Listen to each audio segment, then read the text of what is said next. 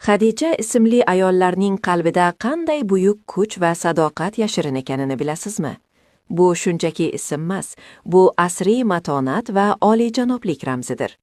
Arab tilidan olingan bu ism vaqtidan oldin tug'ilgan ma'nosini anglatsa-da, tarixiy tushunchada u kamolotga intiluvchi va peshqadam degan ramziy ma'nolarga ega. Islom tarixidagi eng buyuk ayollardan birining nomi sifatida u poklik va donolik timsolidir. Xadija ismli ayollar tug'ma lider va kuchli irodaga ega shaxslardir. Birinchidan, ular o'ta mustaqil va har qanday murakkab vaziyatda ham aql bilan qaror qabul qiladilar. Ikkinchidan, ular juda sadoqatli bo'lib, yaqinlari uchun tog'dek tayanch bo'la oladilar. Ularning qalb harorati eng sovuq ko'ngillarni ham isitishga qodir.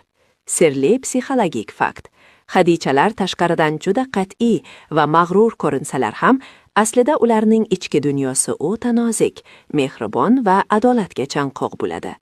Ular faqat o'zlari ishongan insonlargagina haqiqiy menini ko'rsatadilar. Siz dunyoni go'zallik va iymon bilan to'ldiruvchi mo'jizasiz. Bu videoni o'zingiz bilgan eng sadoqatli Xadichalarga yuboring va ularni tabriklang.